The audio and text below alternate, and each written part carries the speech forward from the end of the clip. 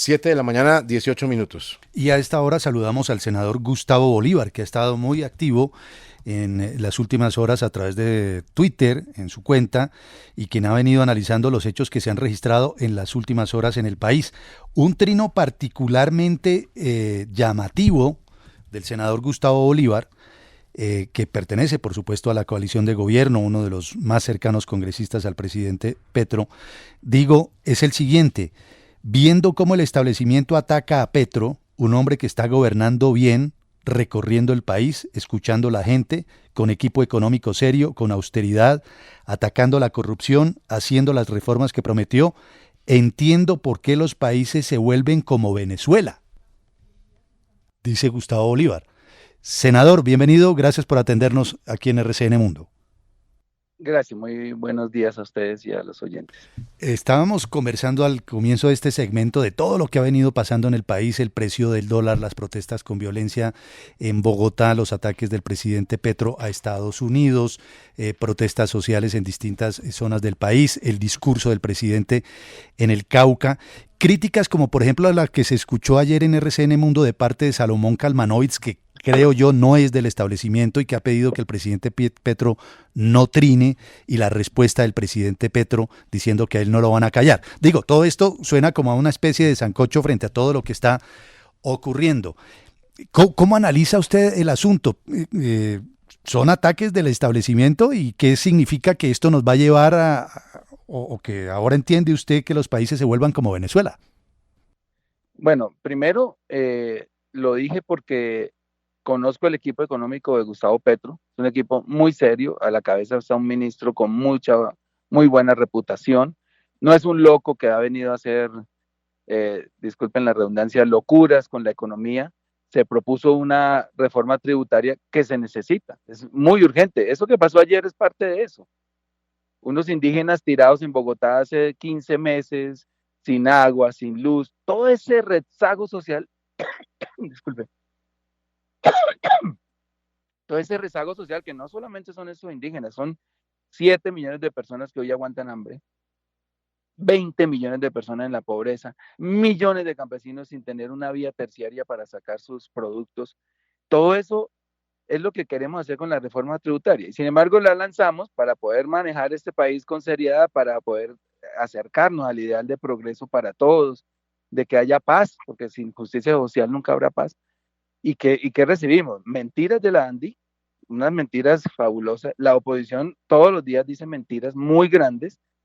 Y entonces uno dice, claro, queremos hacer las cosas bien y con todas estas mentiras van generando un pánico económico, hacen que la gente retire los dólares, que se vayan del país. Y entonces no es Gustavo Petro el que quisiera volver a Colombia como Venezuela, sino es ese ataque sistemático de todo un establecimiento el que hace que un país pueda terminar hasta en la ruina, porque si no se aprueba esa reforma tributaria, lo pueden decir los expertos, si estoy mintiendo, las calificadoras de riesgo de una vez van a bajarnos otro escalón o 2 escalones más, y eso significa intereses más caros de la deuda. Hoy estamos pagando 78 billones de pesos anuales en deuda, y de los cuales casi el 60% son intereses.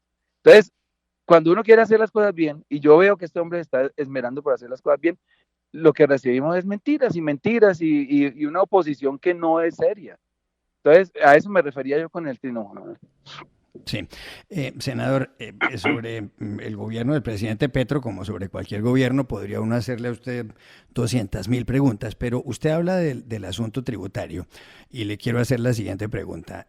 Los expertos, y me refiero exministros de Hacienda colombianos de una y otra orilla ideológicas, y también analistas internacionales muchos, dicen que el planteamiento que está haciendo el gobierno del presidente Petro con respecto a la industria petrolera está equivocado. Lo que ellos sostienen es que pues el petróleo le produce a Colombia 15.000 millones de dólares al año. El presidente Petro, por tratar de luchar contra el cambio climático, y en eso puede tener razón en el diagnóstico, dice que el petróleo está mal, y en eso puede tener razón, repito. Pero la pregunta es muy concreta.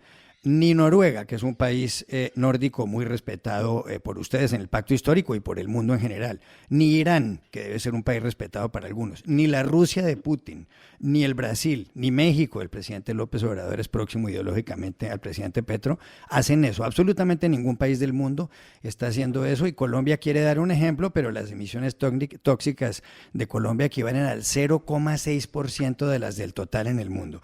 Entonces, todo el mundo, los analistas, unánimemente dicen que es un error un país pobre como Colombia que decida pues cerrar la llave de un ingreso importante que tiene. ¿A usted le parece que en eso están acertando? Porque los expertos, repito, por enésima vez, dicen que no. ¿Por qué cree usted que sí? No, todo lo que usted dijo es verdad. Ahí no hay ninguna mentira. ¿En qué consiste la mentira? En la tergiversación de lo que se ha dicho. Gustavo Petro no ha dicho ni que cesa la exploración ni que cesa la explotación, menos. Todos los bloques que se entregaron, incluso muchos faltando un mes para entregar este gobierno, tenemos conocimiento que el presidente Duque entregó, no tengo la cantidad, pero muchos nuevos bloques de exploración, sabiendo que Petro iba a cerrar la exploración, que es distinto a explotación. Pues esos van a continuar y seguramente 10 años por lo menos. Y nosotros, en lo que se refiere a la explotación, pues no, ni tontos que fuéramos de ir a cerrar los grifos, eso nunca se ha dicho. Lo que pasa es que, primero, el candidato Fico hizo mucha campaña con eso, de que Petro iba a acabar, que el 7 de agosto se acaba el petróleo. Eso es mentira, nunca se habló y lo pueden revisar en todas las intervenciones de Gustavo Petro como candidato y ahora como presidente.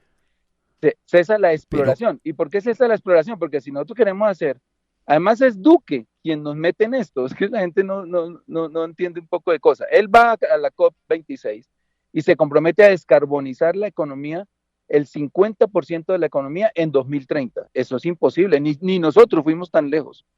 Y él va y recibe los aplausos y Colombia lo gana y nos deja el chicharrón a nosotros para descarbonizar tan rápido, porque nosotros estamos pensando a 2035 y él se compromete a 2030. Y entonces uno dice, ¿y cómo si descarbonizar la economía cuesta 75 billones anuales? ¿Cómo vamos a hacer eso? Es imposible. No vamos a poder ni siquiera cumplir la meta de Duque.